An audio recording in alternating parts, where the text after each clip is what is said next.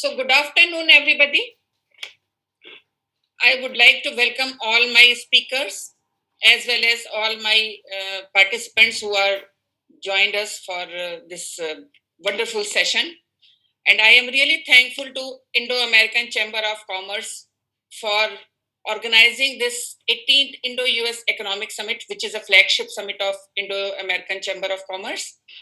And I am really privileged to have this session on women empowerment, which is based on gender equality, empowering women for achieving rich economic dividends.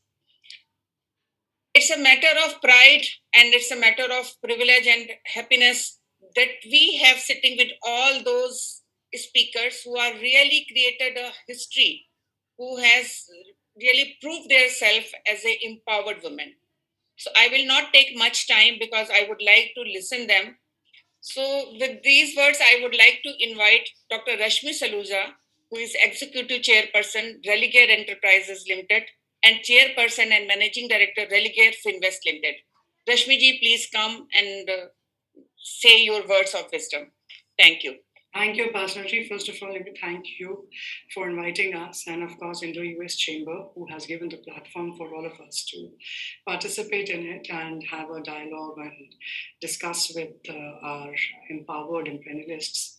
And, of course, I thank a lot for people who are here to listen to us as well. I'm a medical doctor by profession, and I have gone into the world of financial services. And that itself, I feel, is for me is a very empowering thing. That a person like me who has been qualified for a particular thing can do multitasking in a very responsible world and make a difference to the economy. That itself is actually the reason why I'm here for. And I can speak what I'm speaking with far more definitive emphasis on this subject because in last couple of years, I have known the value of how women, not only from the most nascent unit of being a homemaker until actually turning around the world in movement of finance matters a lot. This is a topic, in fact, I know we have all to speak in our limited period of time, but this is a topic, in fact, each woman, not only women sitting here talking, that's us, and even people who are at home, they can actually make a huge contribution on this debate because they exactly are the ones who have been showing path to us.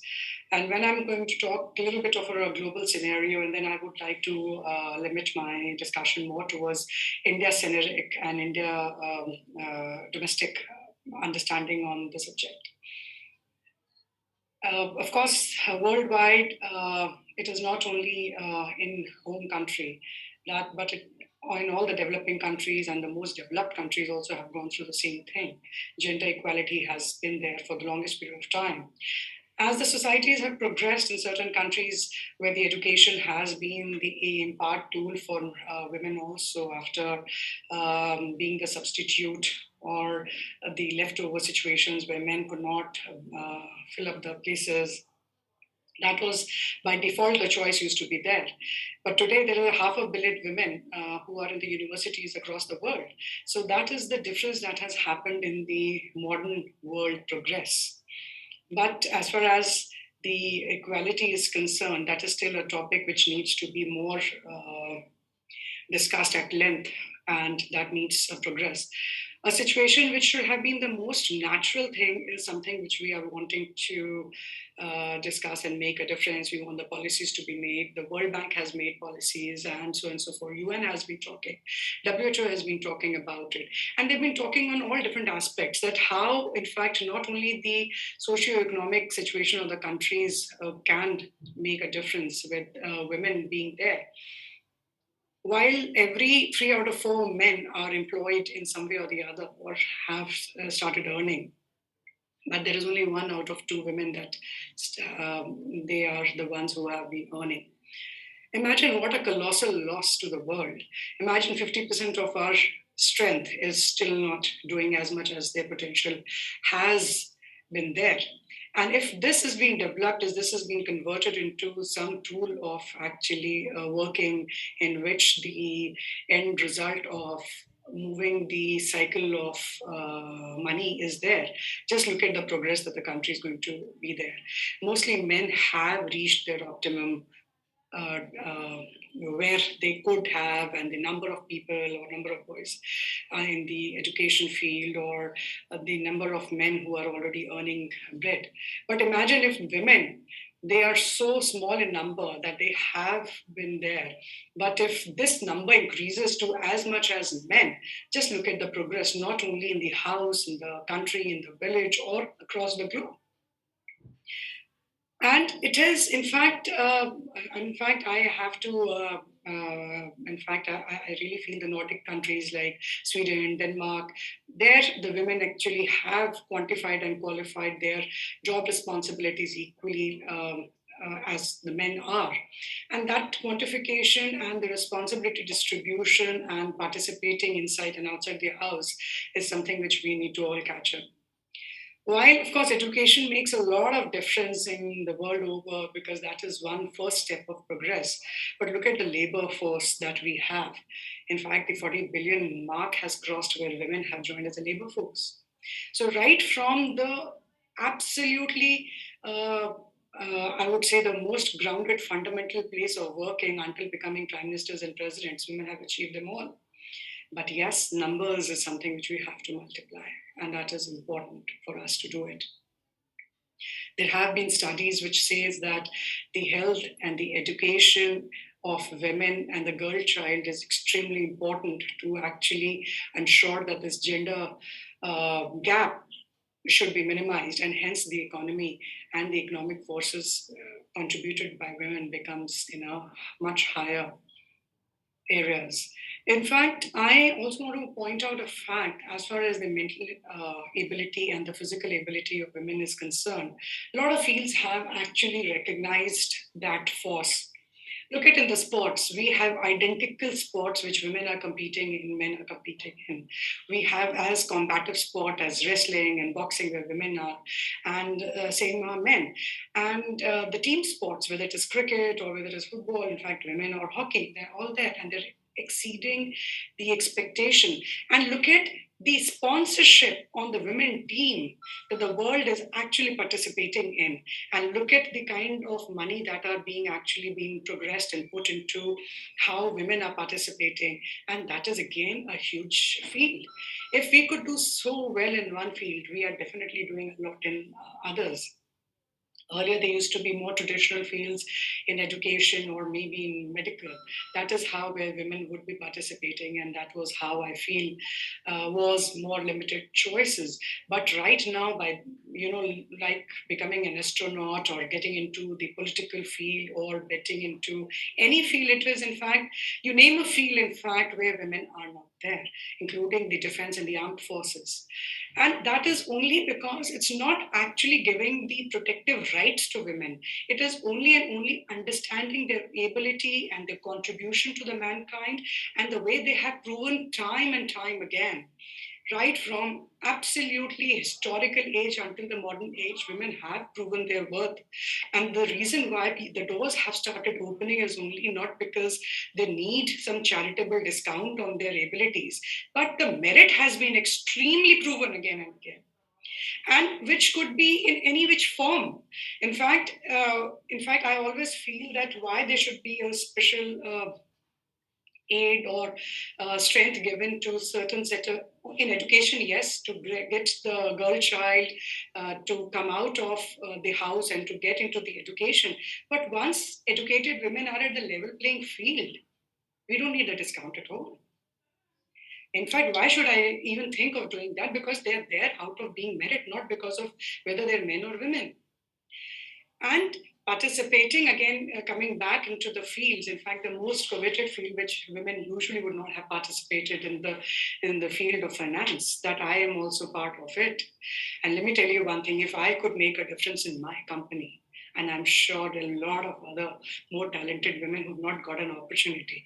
But trust you me, they are quite able, because the world finance, they don't understand only and only by a formal education of an MBA and so on and so forth, or accountancy.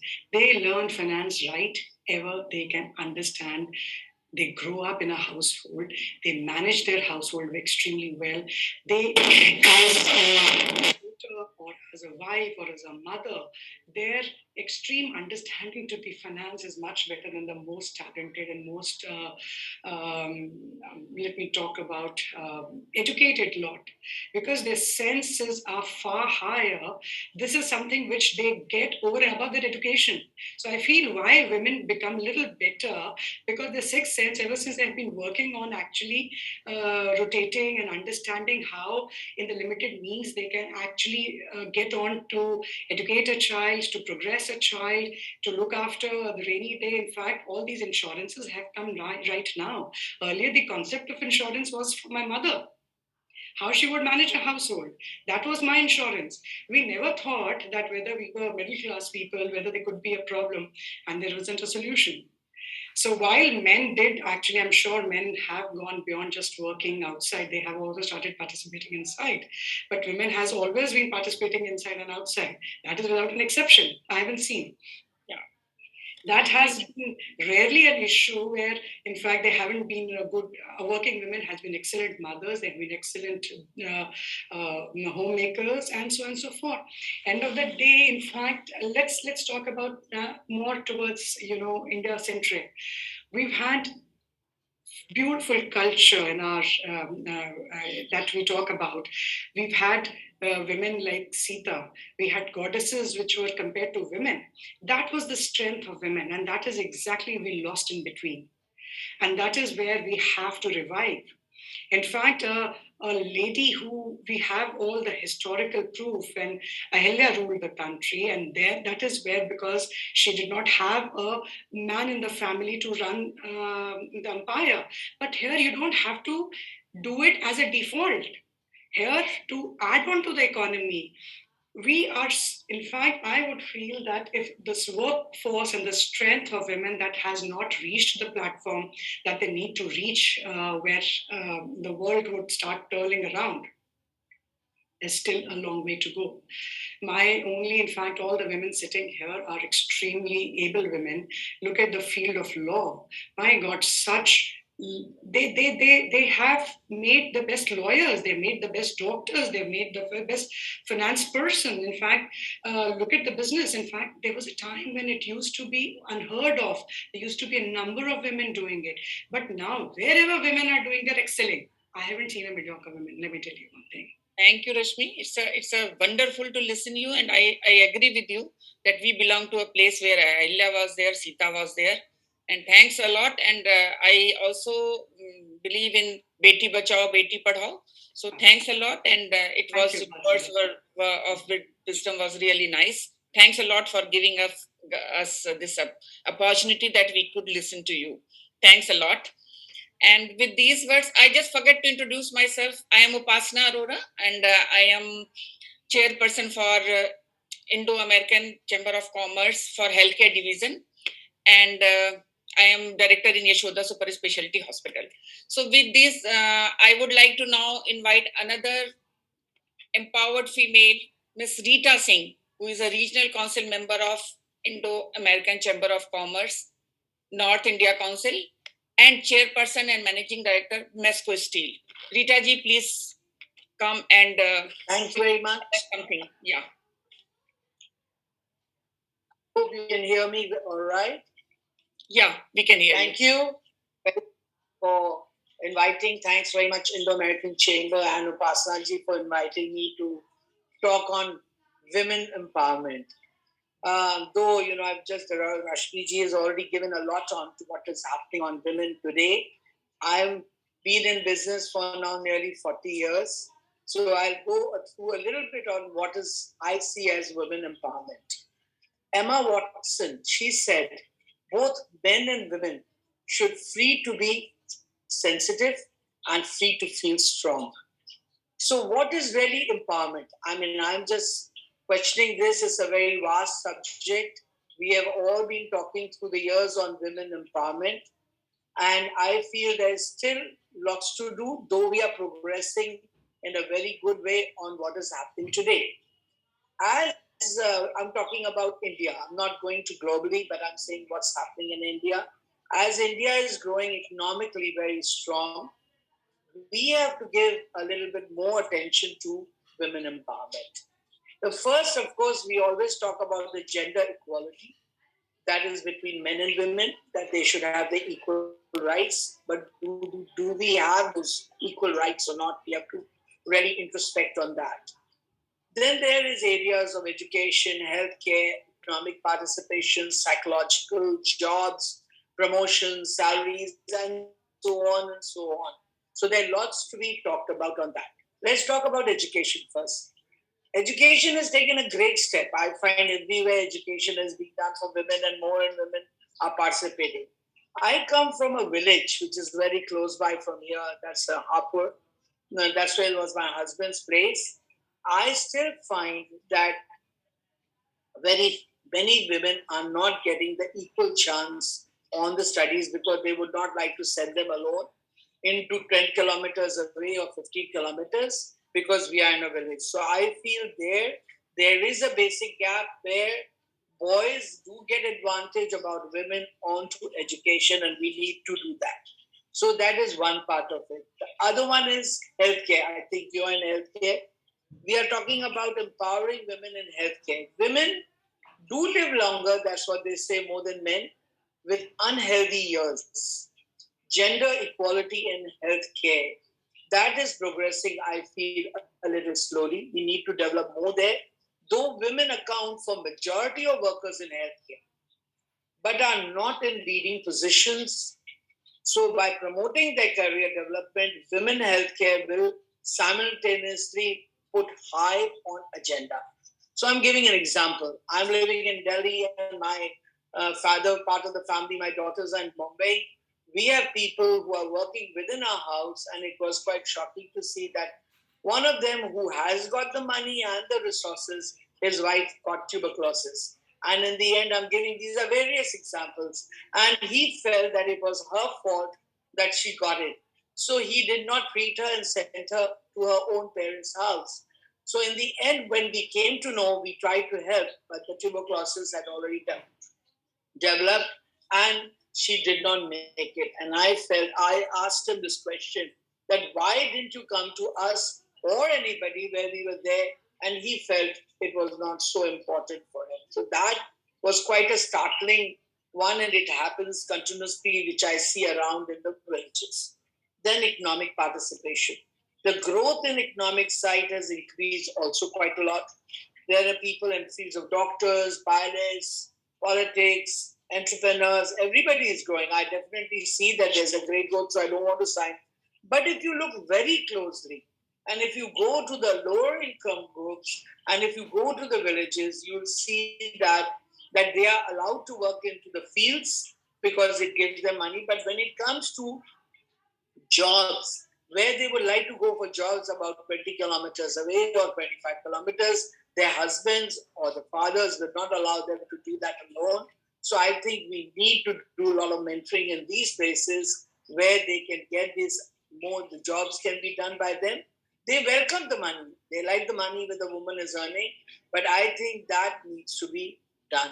So here is another example. I have a gardener's wife, husband died, 4 daughters, and all are educated. But when they got married, their husbands are not allowing them to work. So I asked her this question, why aren't you doing that? And why aren't you asking their husbands? And she said, ma'am, you're living in a different world. We are not allowed to do so.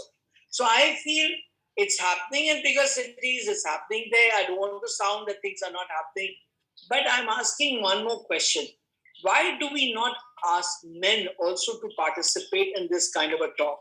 I wish we had invited one of the men, because many of the men feel lost that their power is taken away and that they are not there. But men have vital information to share on women empowerment. A husband, a father, a brother can make a great difference in encouraging or limiting a woman empowerment.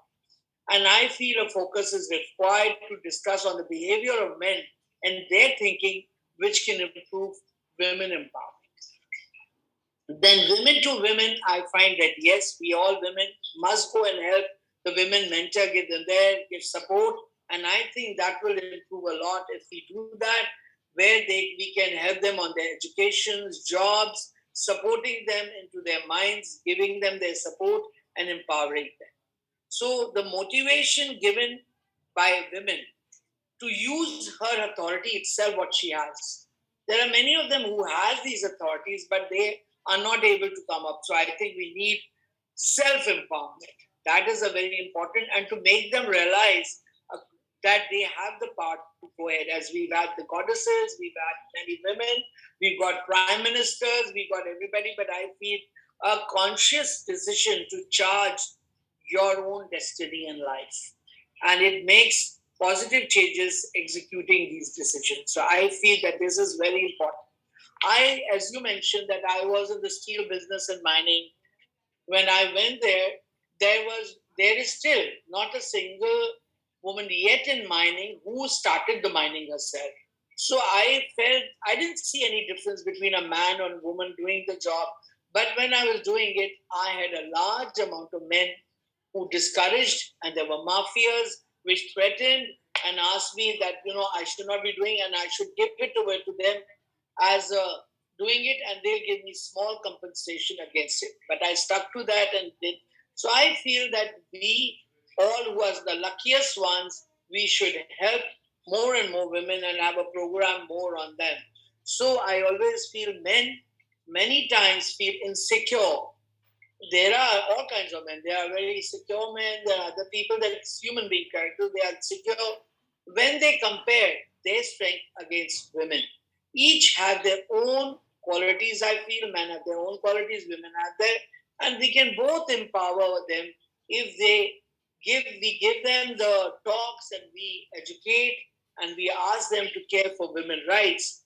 This world will be a better place to live. So we have done very well, but there are lots to be done, and I'm sure you all, the women who are doing very well, will do that, and we should make more program how to help the other women to grow. Thank you very much. Thank you so much. It was really nice to listen to you, and I really respect you for your courage and your bravery. You are such a brave female. And I would like to tell you that even in healthcare, females who are working in healthcare, mid managers are lots of females. But if you see on CEO level, hardly you will find only 7% female can reach to the top.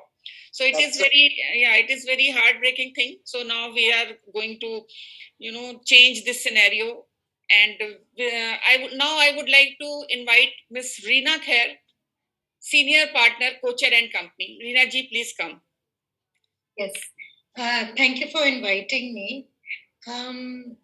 Before I start, I wanted to say something about the topic. In my mind, gender equality is in itself the goal.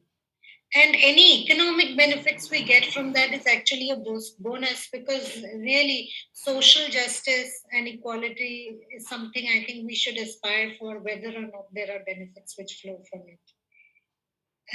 Now, being a lawyer, I will obviously want to start with how the law is viewing women empowerment. The Constitution of India itself mandates gender equality. And there are many articles in the Constitution which talk about such things. And our Constitution was made in 1947-48. So, for example, Article 14 talks about equality before law. Article 15 talks about that there should be no discrimination based on sex. Equality of opportunity has been discussed in Article 16. Equal work, equal pay in Article 39. Just and humane conditions of work, including maternity leave in Article 42. So the framers of the Constitution very early on were conscious of the need for gender equality, and consequent to the constitutional mandate, many laws have also been brought relating to the working conditions of women, for their protection, harassment, many things. Now, but what, in my view, what has happened is that these laws have not been as effective as was expected. And the main reasons are possibly the cultural and social norms, and coupled with weak implementation of the laws. These two together perhaps have prevented us from achieving these targets and goals. As per the World Bank, women's economic contribution in India stands at 17% of GDP. This is less than the global average. This is much less than China, where it stands at 40%. This really is not only an injustice to women, it's also a huge loss for society and the nation. It's estimated by the IMF that if there was equal participation of women in the workforce, India's GDP could increase by 27% by 2025. So, reducing gender inequality is not only a moral and social objective, but it's also key to economic development. And I think we should not lose the advantages of a gender dividend, which really could work for us. Now, I wanted to talk about some of the exciting things which are happening and have happened in the field of women empowerment, which I think are very interesting. Uh, Firstly, women are, for instance, heavily represented in the informal sector, where there is a greater risk of exploitation.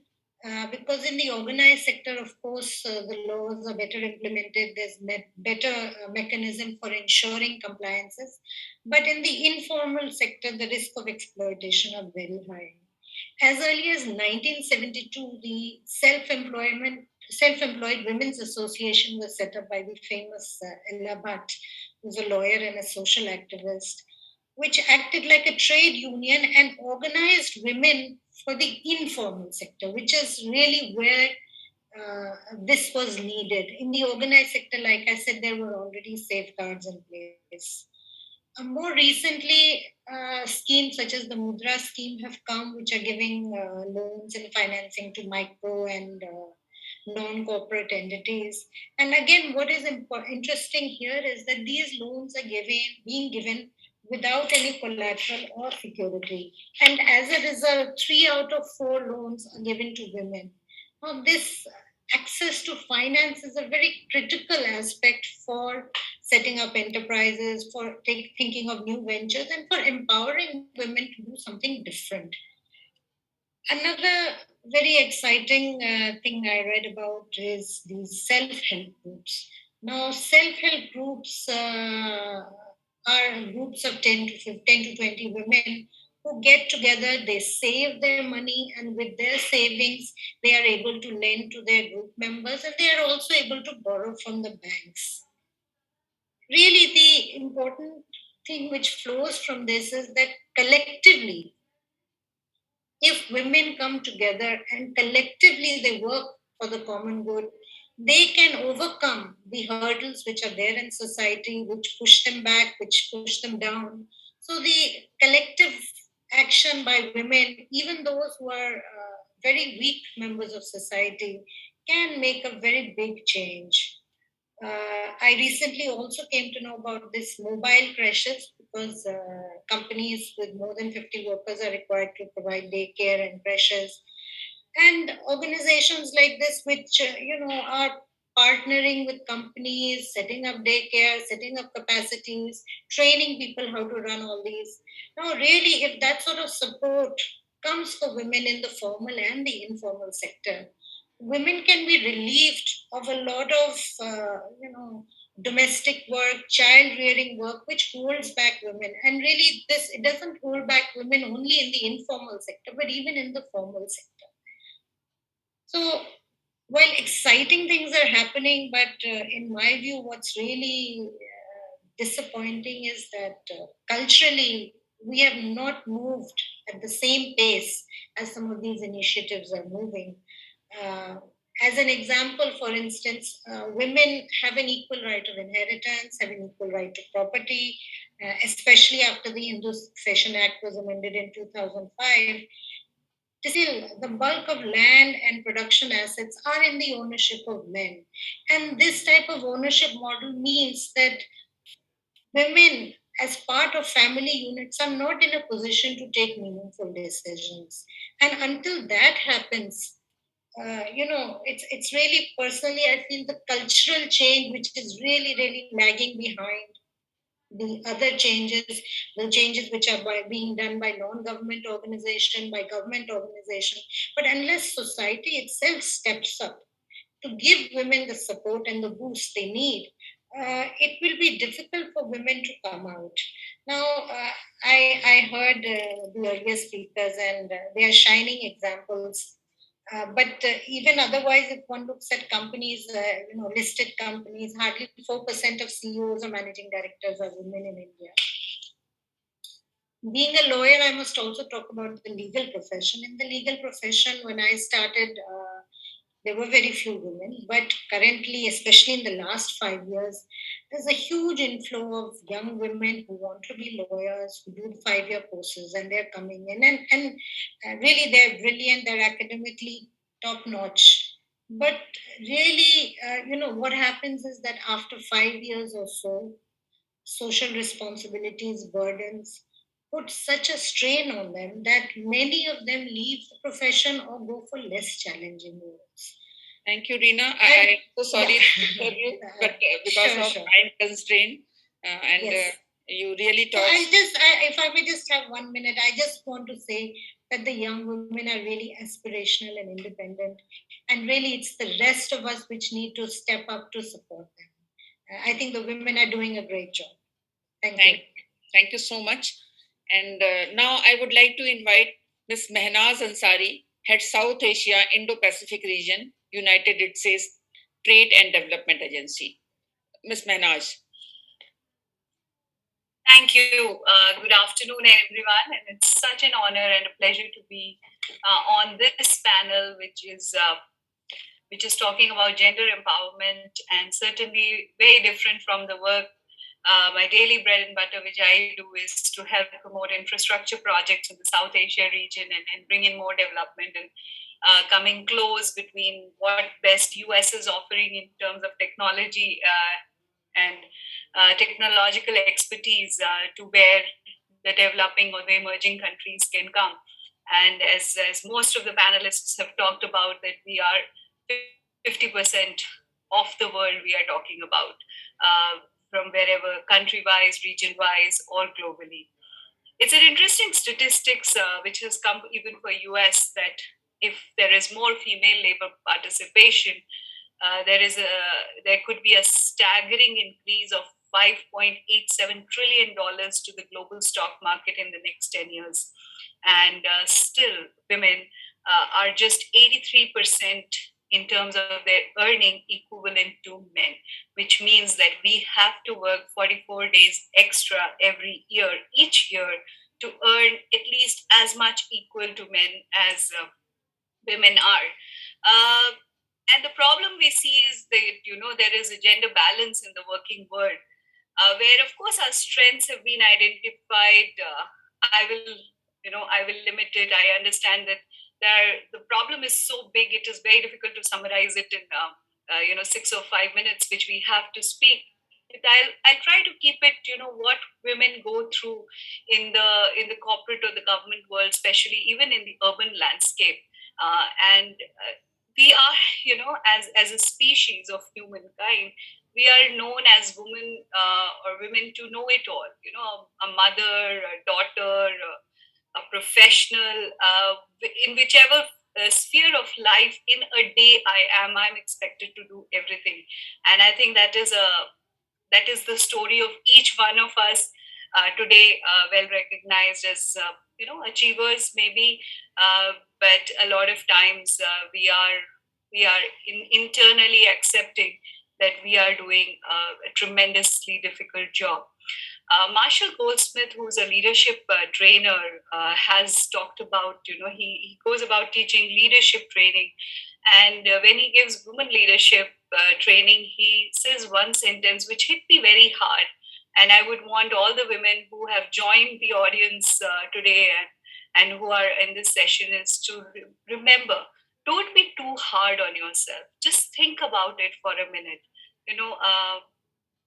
Coming from representing a government which recently elected its first woman vice president, belonging to a country which has, been identified as the first woman prime minister as the Iron Lady, working in South Asia, which is traditionally identified as a conservative country with many women leaders, and working for an agency which, since I have joined in the past 10 decades, doing infrastructure project preparation work in emerging countries, has always been led by a very dynamic woman leader even today. What is it that we need to do different, and why is it that we have to work very hard and get paid less? And as Rina highlighted, there are laws, there are systems, but they're not getting implemented. Times though are changing. I would say that at least 16 to 18 years of a woman's life, we spend about the same time studying and doing very well. Girls do tremendously well in exams and in competitions and in higher studies. But what happens when they get into a job, and a lot of times they give in because of the situations around us. But it is important that every woman be, you can be a homemaker and there is nothing to be wrong about it, or you can be a professional. Is that actually every woman is, taking care of at least four people minimum in a society, which is the family. I'm taking the nuclear family example, and that family is actually the cornerstone of every society. So actually every woman, paid or unpaid, is contributing in a very big way to the society, to the economy. We are good in making bigger decisions, and we are very good in in every daily decision which we have to make. And it has also been established that we are very good leaders. But looking at the recent COVID situation, just to look back and imagine how much multitasking a woman is expected to do. And that is where the sensitivity, and I agree, with my panel, is that we should have men in this discussion. Is why are we expected to do multitasking while everyone was working from home? A lot of us, or I think almost all of us, have experienced, and I can come across many women who are known to me, that we were longing to get back to work because that is a little space which we get.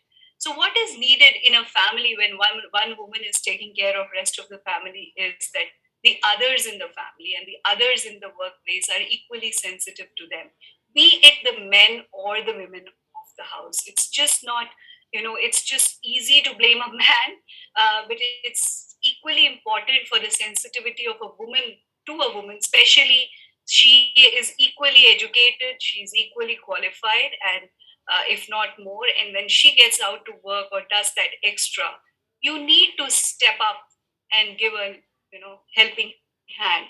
It is very important that as a supervisor you are conscious if she's a feeding mom, or if she's if she has other health issues.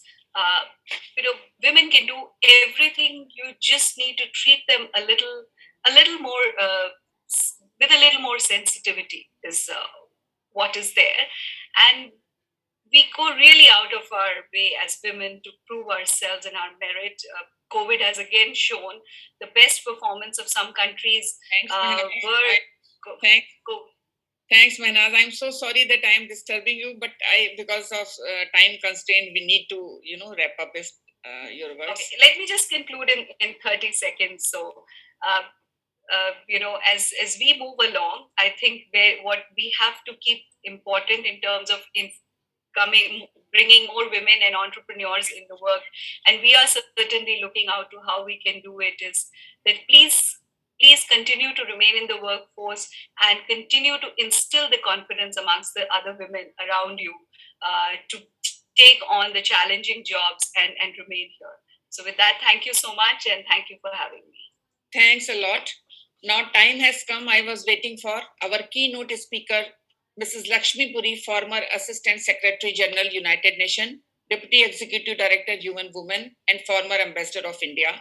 I invite you, Lakshmi ji, please come and enlighten us. Thank you.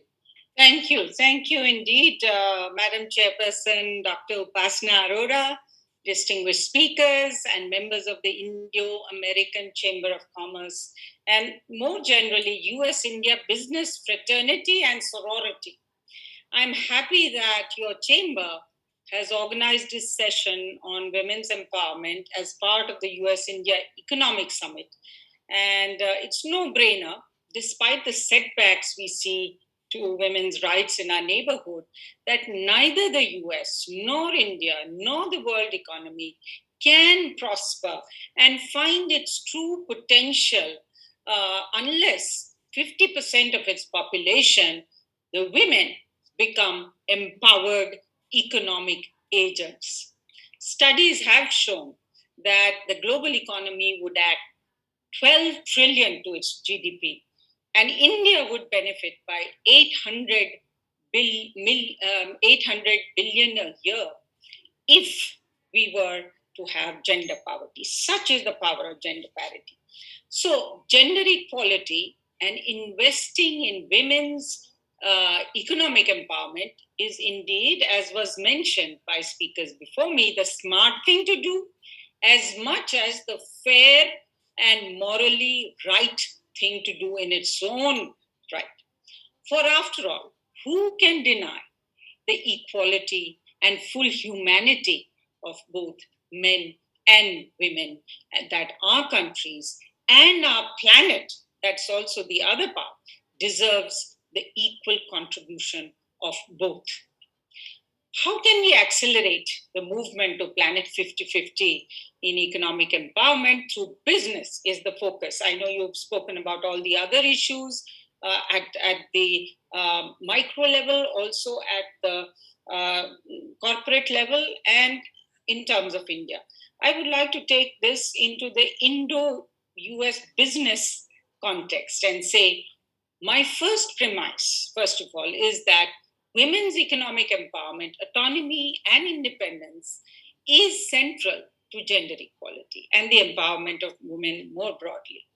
It has been identified as a target in Sustainable Development Goal 5, which I call the mother of all SDGs, and its elements are set out in other goals and targets. For example, the SDGs call on states to undertake reforms to give women equal rights to economic resources. I think that was mentioned, as well as access to ownership and control over land, other forms of property, financial services, inheritance, natural resources. They demand the equal participation and leadership in public and economic life that includes business and this is important, valuing, sharing, and provisioning of unpaid care and domestic work, unpaid care work and domestic work, which mostly falls or disproportionately on women. Gender responsive targets in other SDGs cover poverty eradication, entrepreneurship, employment, education, sexual and reproductive health and rights, health overall, water and sanitation and hygiene, sustainable energy, human settlements and urbanization, and economic growth, among others.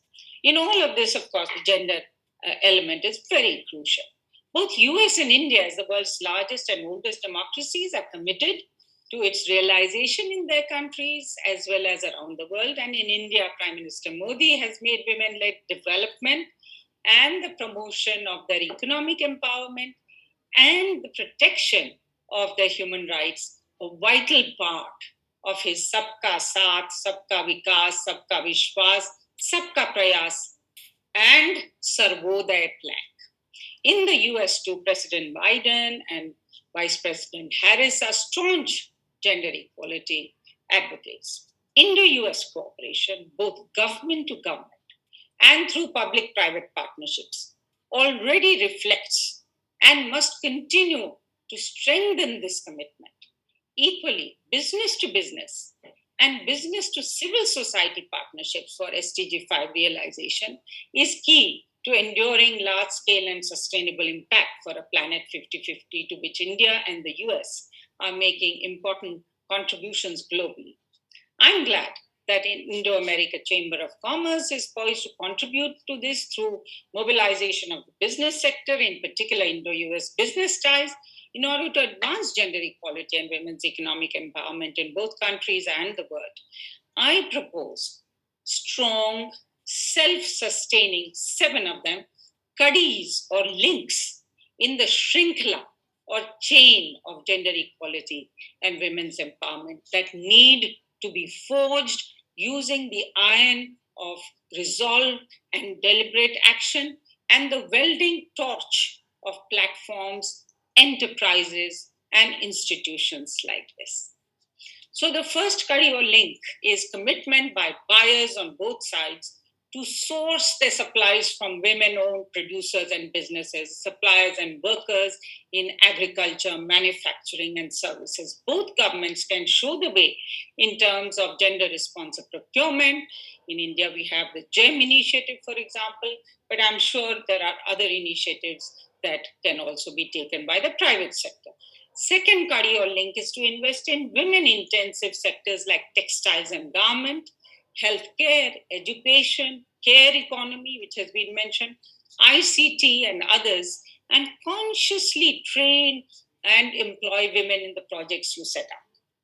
Also do business with and foster the millions of women's self-help groups, which was mentioned also by our speakers, who are proud to have so many of them, millions of them in India in different sectors. Third kadi or link is to set up networks of women entrepreneurs, women-owned enterprises, and professional bodies such as lawyers, doctors, accountants, etc., between US and India, including for promoting mutual recognition of qualifications. Here I'm told that you do not have a separate women's Indo-American Chamber of Commerce, but that you do take care to have distinct sessions, stream on women's empowerment every time you meet, especially during Indo-US Economic Summit like this. I would urge that you both gender mainstream the Indo-American Chamber of Commerce, its platforms and programs, but also consider setting up a standalone dedicated body representing and promoting Indo-US women entrepreneurs and traders and investors. The fourth kadi or link is to integrate local and national producers, women-owned enterprises into global supply chains. The women's wings of Indian chambers associated with IACC could be activated to bring about this integration. Global Indian and US multinational enterprises must make special efforts in this regard. Indo-US programs in third countries in Asia and Africa, for example, must enhance their support for women's entrepreneurship. The fifth kadi or link that needs to be forged is for both Indian and US enterprises to adopt the women's empowerment principles in regard to Indian businesses doing business with the US and US businesses doing business with and in India by promoting women's leadership, participation in their own companies, in the marketplace, and in the community. The sixth kadi is to set up large-scale and replicable projects through Indo-US collaboration that provide solutions to and cater to the needs of the bottom of the pyramid women as workers, micro-entrepreneurs, customers, and to economically and socially disadvantaged women. They can support social entrepreneurship projects in that target or benefit women in the areas of education, food security, nutrition, healthcare, skill development, vocational training, digital and financial literacy, diversifying into clean energy, wash, sustainable livelihoods, as Government of India, USAID, and organizations like yours, Manaz, are doing. And I believe already you are involved in supporting all this. The seventh kadi or link is gender responsive collaboration in sunrise areas of the economy, production, and trade. US-India enterprises that are in the realm of ICT, artificial intelligence, tech 4.0, industry 4.0 collaboration, where there is tremendous extent and potential complementarity, we must target the increased training, participation, and leadership of women, technologists, scientists, engineers, entrepreneurs, and their involvement in trade, investment, technology transfer being generated in a mutually symbiotic way. Another sunrise area is green and climate resilient production and environmental services, where women's entrepreneurship and collaboration can flourish.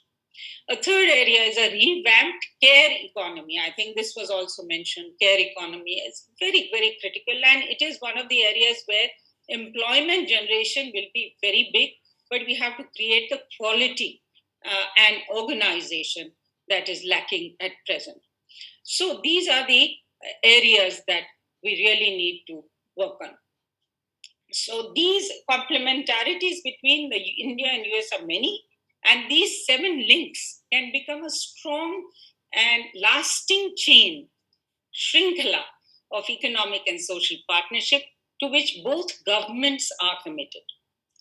All businesses engaged in the Indo-US economic relationships, along with the relevant civil society, and that's a very important aspect, must build a tripartite partnership with the US and Indian governments that every day, in every way, must create new milestones in women's empowerment. You can and you must show the way. Thank you. Thank you, Lakshmi ji. Thank you so much. It was wonderful listening all of you, and especially Lakshmi ji and Rita Singh started career when hardly any female was career oriented. So I am really lucky to have all of you here, and thanks to Indo-US Chamber of Commerce also. See you again. See you soon. Thank you, Rashmi. Thank you, Manas. Thank you, Rina. Bye-bye. Thanks, Upasana ji. Thank you all. Bye.